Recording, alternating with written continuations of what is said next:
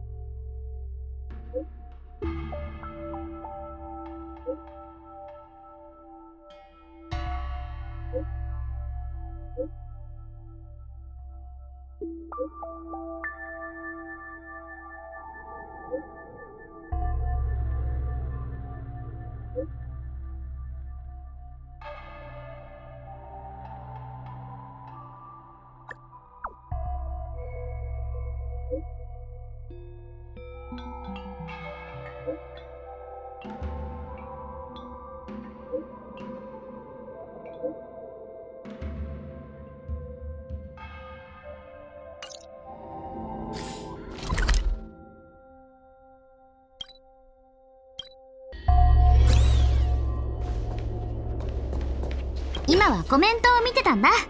ほら、あんたも見て。カンアさんはもうすぐ来るってさ。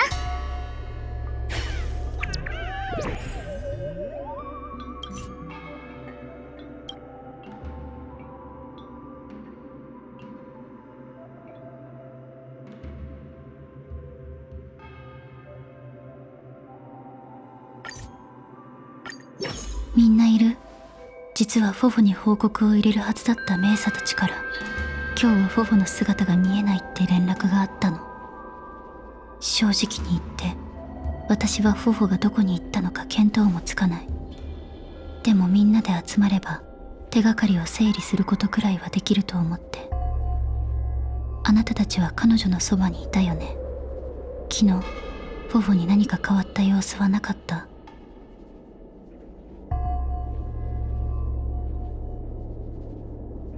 フォフォは私たちと一緒に行動してたけど、ただ役目を果たすだけじゃなくて尻尾の手がかりも探そうとしてたみたい。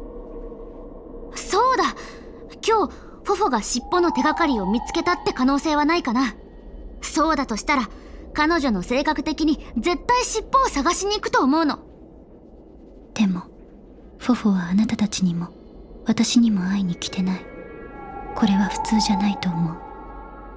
仮にフォフォが何らかの手がかりを得たとしても彼女の性格からして私たちに協力を求めるだろうし。でも彼女が私たちの誰にも何も告げていないとしたら考えられる可能性は一つしかない。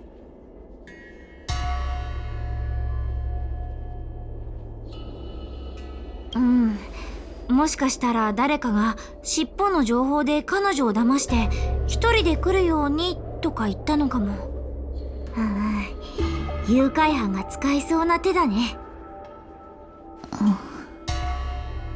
フエンは唯一尻尾の行方を知ってる。尻尾のせいであと少しのところで失敗したフエンだけが。たとえフエンが知らなかったとしてもここで一番悪巧みをしようとしてるのはあいつだしね。行こう。フエンを尋問して何か情報を引き出さないと。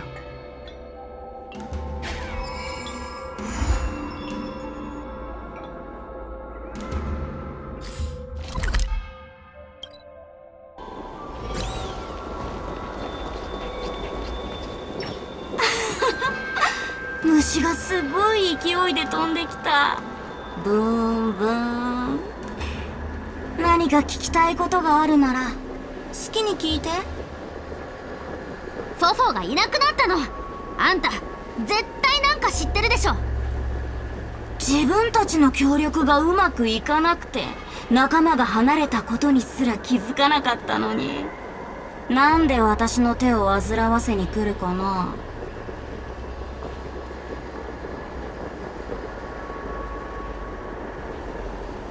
獣王子は完全にサイオンを滅することはできないけど対処する手段ならある。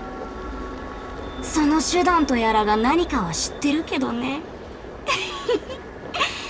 私みたいに人質の命を盾にする悪者にはお前たちの脅しは耐えられない。仕方ないから教えてあげる。この件には確かに私が関わってる。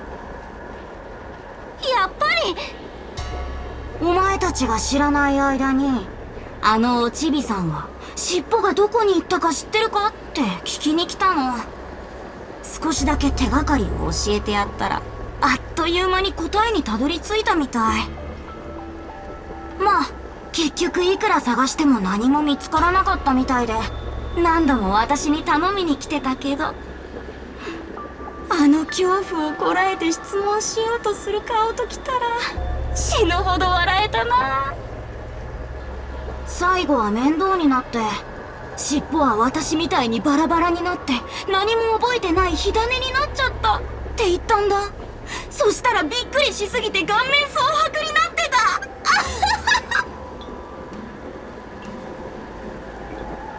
かわいそうになっちゃった。そんなに長々といじめたわけじゃないよ。ちゃんと尻尾は今龍雲渡しに隠れていて、聖査に乗って泉州から逃げ出そうとしてるって教えてあげたしね。それから獣王子が今西洋を回収していることも教えてあげた。もしお前たちに助けを求めたりすれば、尻尾を見つけたとしても牢獄に入れられるって。おちびさん、それを信じたみたい。あなたは嘘をついてる。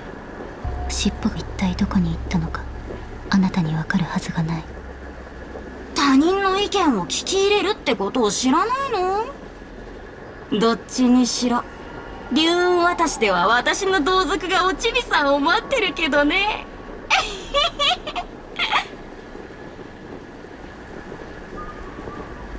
お前たち友達を信用してないわけ？おちびさんは無事かもしれないし、その西洋に屈服させられてるかもしれない。今すぐ龍雲渡しに行けばおちびさんを見つけられるかも。こいつ、二人とも早く龍雲渡しに行ってフォフォを探そう。どうやら書類仕事は後回しにして、あなたたちと一緒に行かないといけないみたい。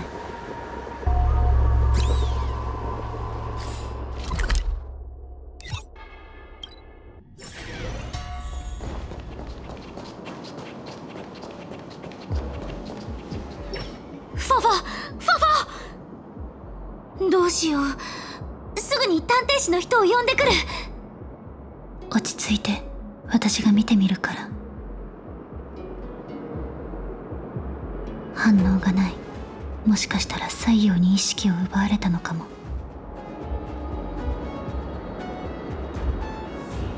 これは西洋が作り出した元凶の類じゃなくて、五感を封じ、人間を外部の情報から徹底的に遮断するためのもの。これじゃあ元凶に入り込めるヒスズも役に立たない。これは探偵士の意志が対処できる状態じゃない。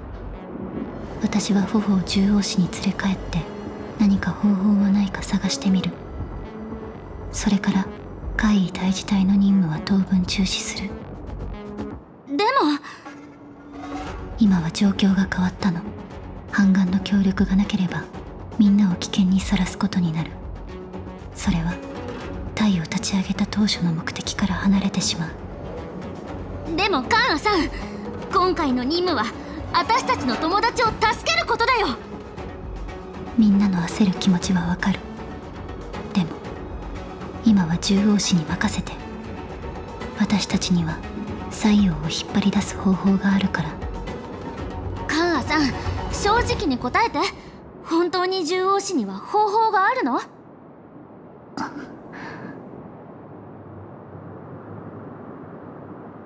方法がないわけじゃない。別の西洋に手伝ってもらって、フォフォの意識を奪っているやつを駆逐してもらえばいい。でも人に手を貸したいと思う西洋なんて。待って、カーンさん、どういう意味？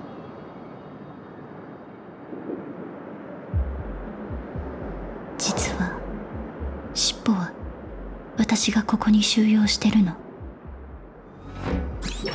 どういうこと？小娘、大げさに騒ぐんじゃね大げさ？フォフォはあんたのことでずっと思い悩んでたせいで悪者につけ込まれちゃったんだよ。この火だるま、一体どういうこと？まさかカーンさんずっと知ってたの？原則として外でうろついている西洋は封印しなければならない。私は規則に従っただけ。それにこれは尻尾に頼まれてやったことだから。話せば長くなるが、あの夜意識がバラバラになりそうになった瞬間、まるで時間が止まったみたいになったんだ。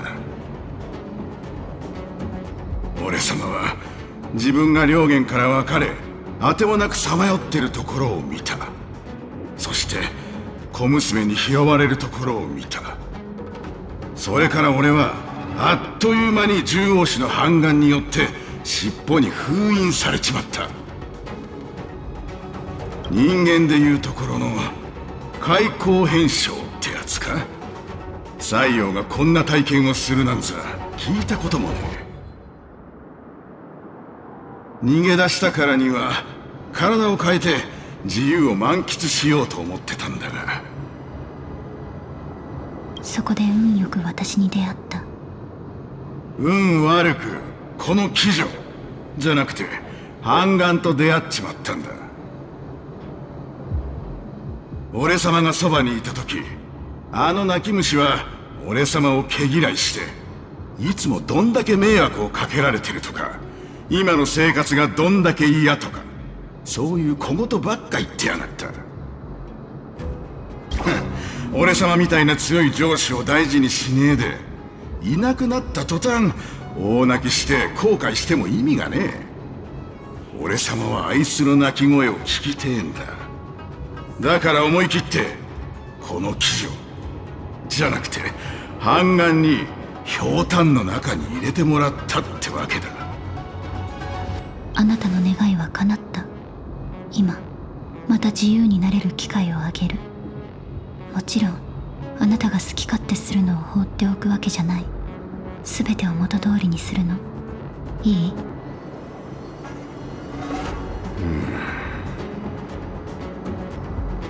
尻尾、あなたを信じていいの？俺様とお前は長い付き合いの同僚だろう。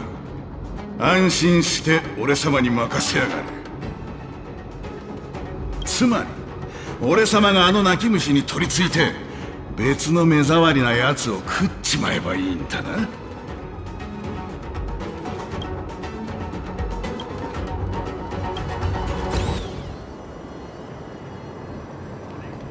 やっていいことと悪いことの区別がつかないバカに教えてやる。自分のせいで災いを招いたってことをな。俺様自ら妖魔退治をしてやろうじゃねえか。ここはどこ？尻尾いるの？私取りつかれてる？尻尾なの？きっと尻尾じゃない。尻尾はすごく傲慢で、自分が取り付くのにふさわしい人間はそうそういないって言ってたもん。うだうだ考えるのはやめよう。これからどうすればいいのかな。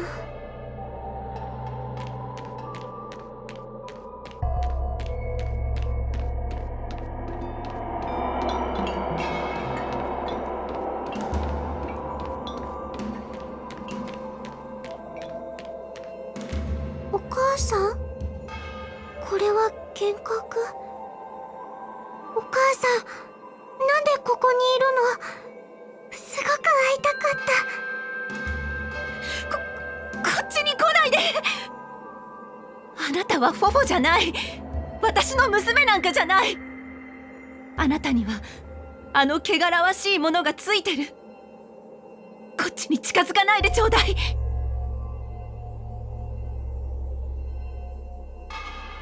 でも、私は私だよ。操られたりなんかしてない。嘘よ。いつの日かあれはあなたの体を乗っ取る。ごめんなさいフォフォ。私とお父さんはあなたを中央市に送り込むことしかできなかった。私たちのような親はいなかったと思ってちょうだい。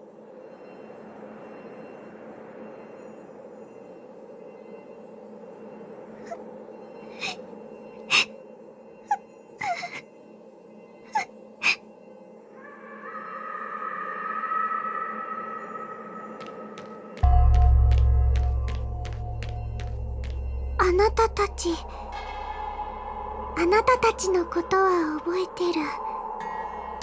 フォフォの尻尾燃えちゃった。フォフォの尻尾花火みたい。化け物、こっちに来ないで。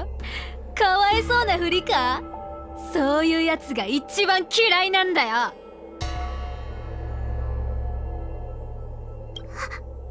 私はかわいそうなふりなんか。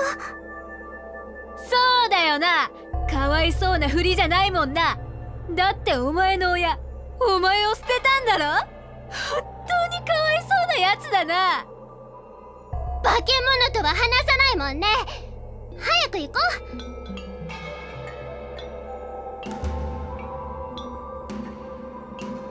私は化け物なんかじゃない。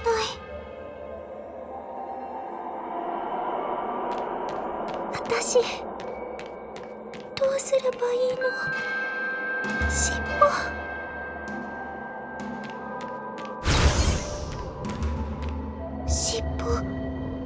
どうし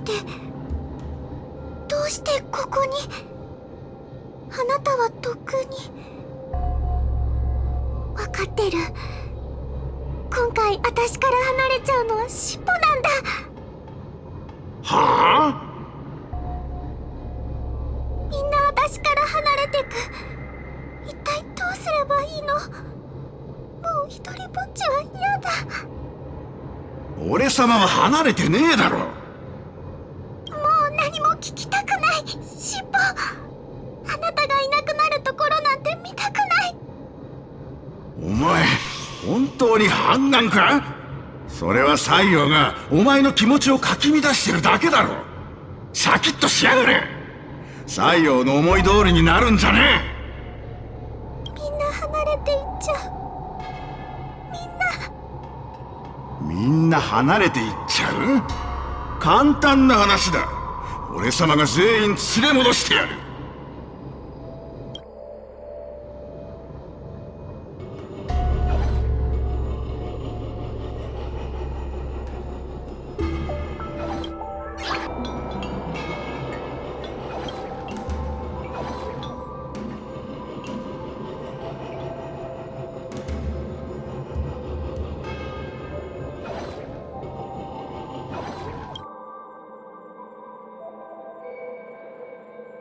こいつをあの泣き虫のところにフォフォ、ごめんなさい。お父さんとお母さんはもういないものだと思ってね。実の両親がここまで無情になれんのか。人間ってやつは。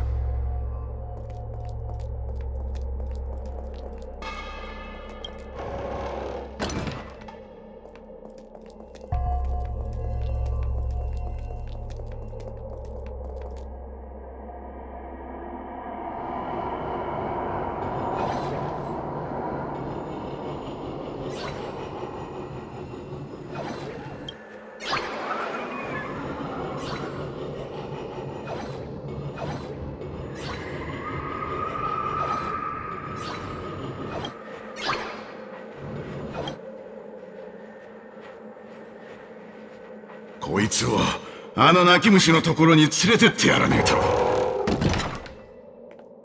なんでフォフォがそんなに注目されるんだ。僕が一番注目されるべきなのに。こうなったら孤立させてやる。クソガキの自己顕示欲はよくわかんねえな。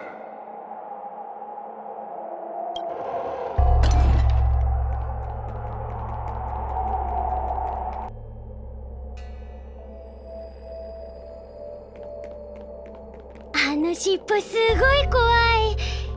松明みたいに光ってて気持ち悪い。一口で食い殺してやろうか。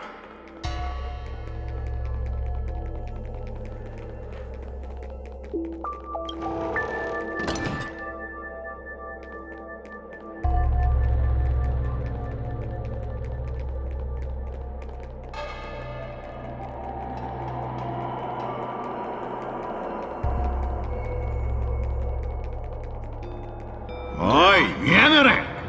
俺俺様が全員連れ戻してやったぜ。何が戻ってきたの？フォーフォー、私の可愛い娘。お父さんもお母さんもあなたを一人にするべきじゃなかったわ。フォーフォー、ごめん。お前の尻尾が僕よりかっこいいから嫉妬してたんだ。フォーフォー、そのかっこいい尻尾になりたくて最近は夢にまで見るの。一緒に遊んでくれる？みんな尻尾が取り付いて力ずくで連れてきたんでしょ。戻ってきてなんかない。たくよ、なんであれ戻ってきてんだろうが。尻尾、あなた幻覚じゃないの？本当の尻尾なの？本当の尻尾戻ってきたんだ。今までどこに行ってたの？私てっきりあなたはもう死んだってか？本当に大変だったぜ。無数の断片にされちまって苦労してなんとかまた一つに戻ったんだ。お前と一緒にいた頃はずっと不幸な目に遭ってたんだから、少しくらい幸運が巡ってこなきゃおかしいだろ。本当は逃げるつもりだったけど、お前が心配でわざわざ確認しに戻ってきてやったんだ。この育児なしが少しは進歩したのか？少しも進歩してないと思う。いや、それは過小評価しすぎだろう。これは進歩どころじゃねえ。あんな臆病だった奴が一人でこんな危険なことをするなんざ、むしろ大胆不敵になってんじゃねえか。お前は度胸じゃなくて脳みそが足りねえのかと思ったくらいだぜ。どうしようもなかったんだもん。フエンが私を騙してるのは分かってたけど、この機会を逃したらもう見つからないかもって思って。その話はやめろ。おい泣き虫、こいつらがお前から離れていったのは本当に俺様が原因なのか？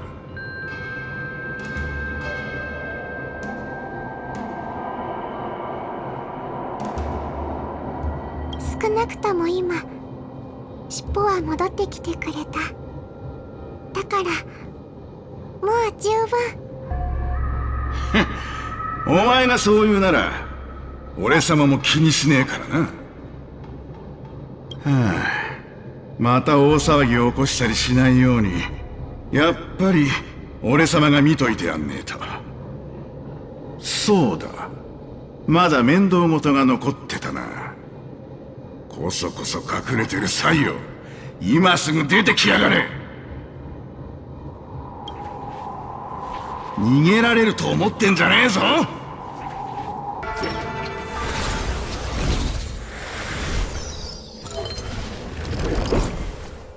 が覚めたんだね、フォフォ。尻尾の手術大成功じゃん。カーン様、ケンナイフンさん、スショウさん、それにナナシビトさん、みんなありがとう。みんなが尻尾を連れ戻してくれたの？このくらいなんでもないよ。フォフォは私たちの隊長なんだから助けるのは当たり前でしょ。おう、あの泣き虫が隊長になったのか？すげえじゃねえか。ケナイフンさんがそう呼んでるだけだから。尻尾って本当にフォフォの尻尾だったんだね。あ？何言ってんだ？フエンは尻尾がフォフォのそばに戻ったなんて思ってもない。これで反乱を人質にする計画は完全に失敗した。フォフォが目の前に現れたらあいつの闘志もそげると思う。カーン様、水炎から緊急連絡が。振幅した西洋にまた異変があったとのことです。フエンは尻尾がどこにいるかは知らなかったけど、人の注意をそらす方法は思いついてたみたい。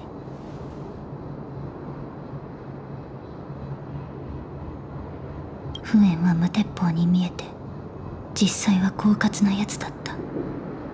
あいつよく人を駒、状況を危局に例えていたけど、私たちうっかり追い詰められたみたい。慶元将軍が先延ばしに従ってた終盤が前倒しになった。師匠、新作府に行って将軍様を呼んできてくれる。私たちは今すぐ水燕に戻って不縁に一局付き合おう。取り返しのつかないことになる前に。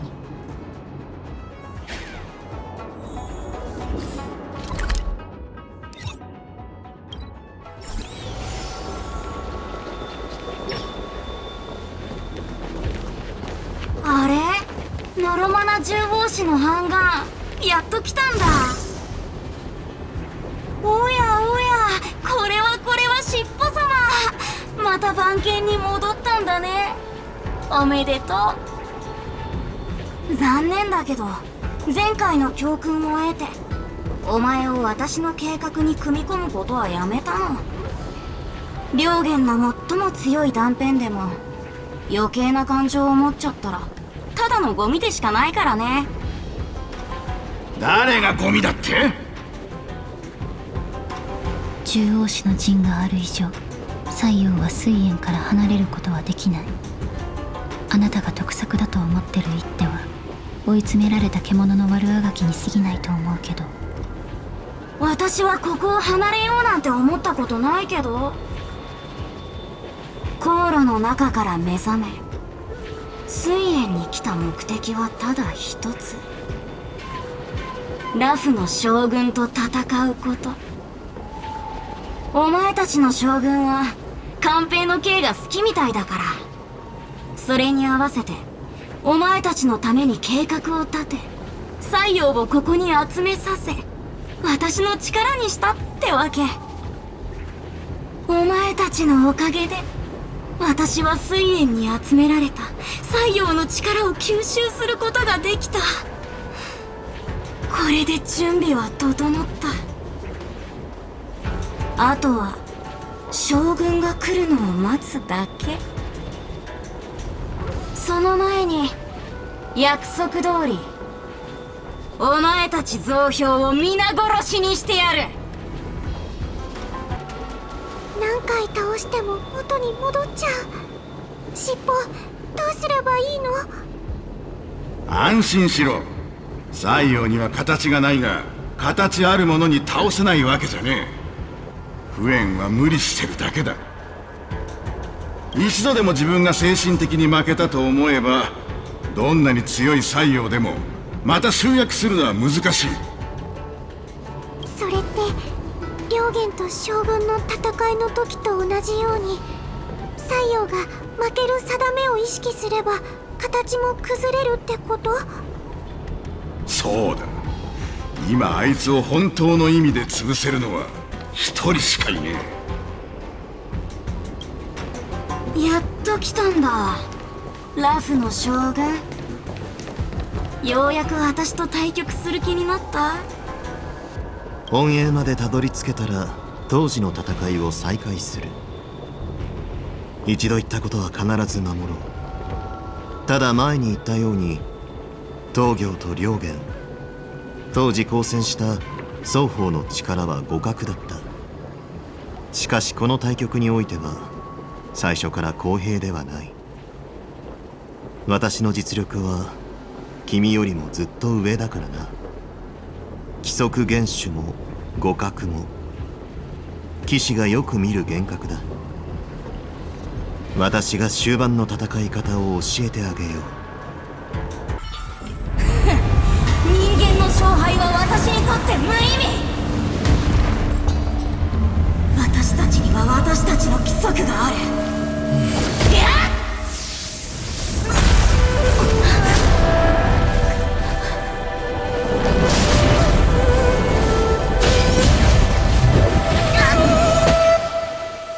王手。負けを認める。そうか。結局私は両元じゃなかった。私はただの立たずの火炎だった。果敢にも将軍に挑み、計略を持って対局するところまで持ち込んだ。これは役立たずにできることではないと思うが、勝ったくせにわざとらしく謙遜しないで。気持ち悪い。西洋一族が照らすのは人間自身の欲望だが、その鋭く強烈に燃える様は確かに壮麗だ。東行将軍も私もそのような相手を嘲笑ったりはしない。でも負けは負け。私は将軍と戦いたかっただけで、勝ち負けの結果を求めてたわけじゃないから。もう願いは叶った。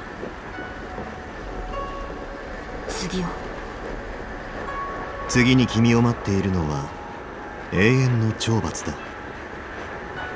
朝政不滅の火炎にとって自由を失い何もない虚空にとらわれることは終わりを迎えることよりも恐ろしいだろう。不縁、これが君を待ち受ける運命だ。ああ、そう。でもそれが何？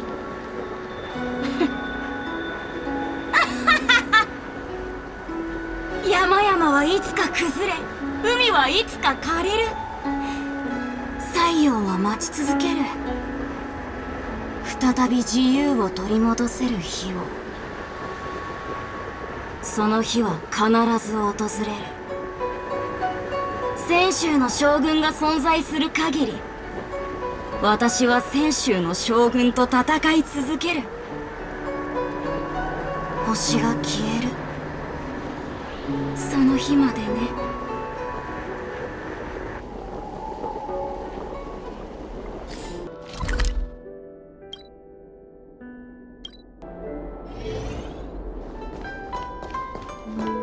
来たんだ。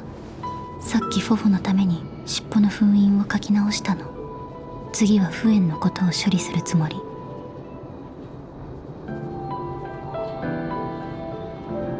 お前は分かってねえな。これは俺様と獣王氏が結んだ相互不可侵契約だ。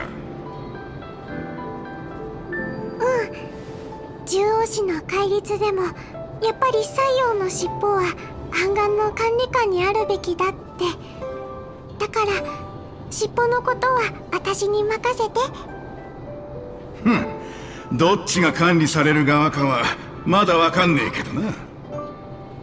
それに尻尾がいないと他の西洋が私をいじめてくるから、尻尾がいた方が安心だしね。俺様がいるときは俺様がお前をいじめるからな。ともかく不縁のことは私に任せて。ラフ・ザッソについてはこれまでと同じように改変する必要がある。こっちはあなたたちに任せるね。それから西洋を側系大蛇人に封印するのを忘れないように。わかりました。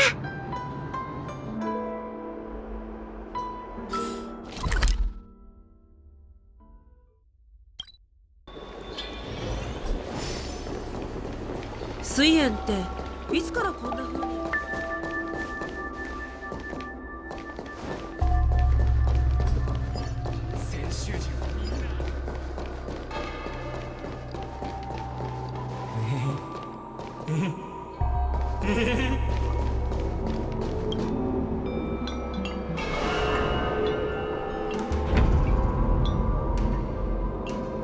獣王氏を手伝って妖魔退治したことを母さんに言ったんだ。なんて言ったの？私は剣体武骨の天才元凶と互角で大西洋両元の断片とも戦ったって言ったの。なのに母さんは私が騒ぎを起こしたんだろうって。もしかしてわざと反対のことを言ってるのかな？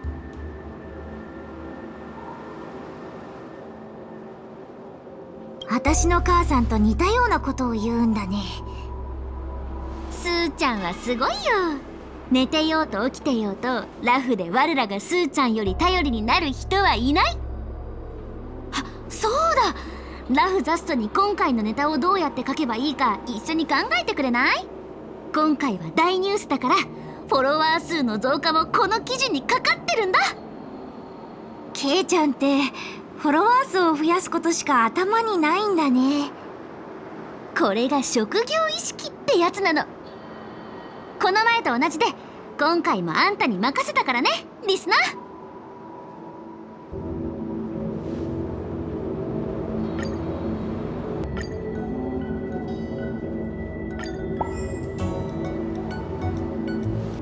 これで怪異対峙隊の仕事は終わり、獣王氏の反願として西洋による被害を最小限に抑えるために連日努力してくれたことに感謝してる。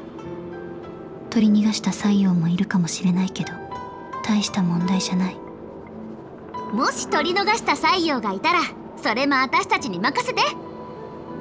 自画自賛するわけじゃないけど、私たちがラフ・ザストに載せた内容はもうすごい話題になってるの。もし突然更新が途絶えたりしたら、フォロワーのみんなに申し訳ないからさ。K ナイフンK ナイフンさんに続けさせてあげてください。私も寝る前にラフ・ザストを見ないと眠れなくて。みんながそう言うなら、私に更新を止めさせる権限はないし、続けても構わないけど、でも安心して、獣王氏の仕事を増やしたりはしないから。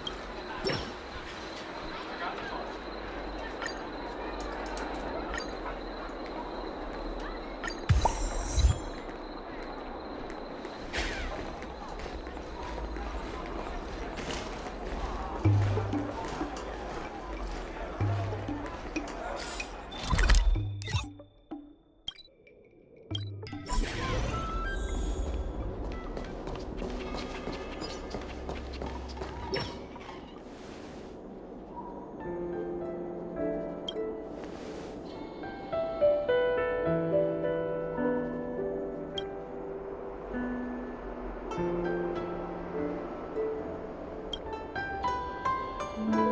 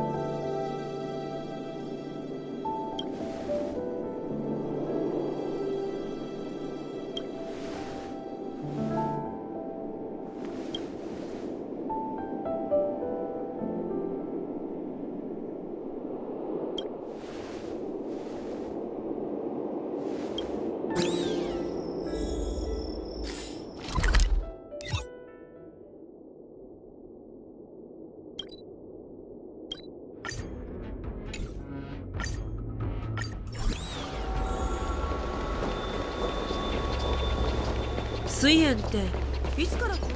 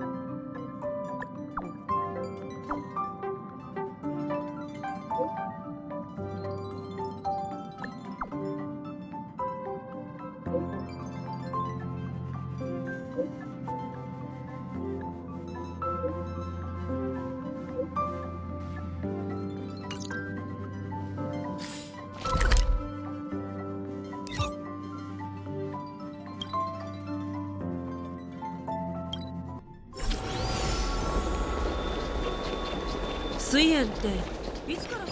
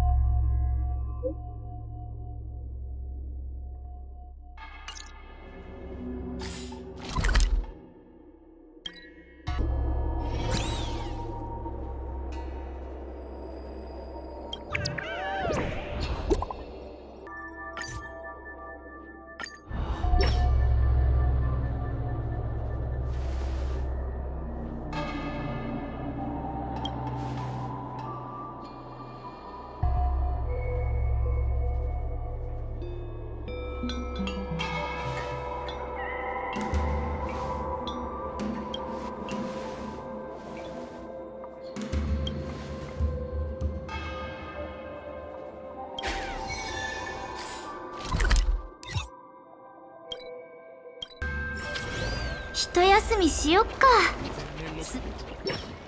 しよう。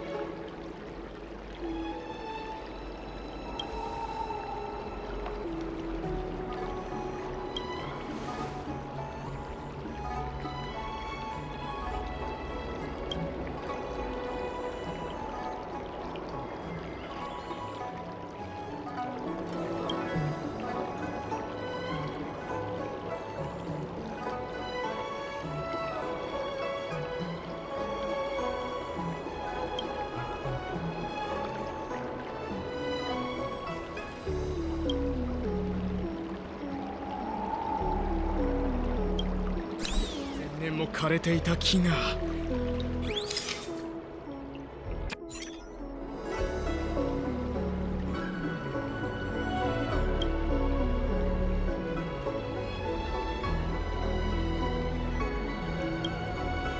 枯れて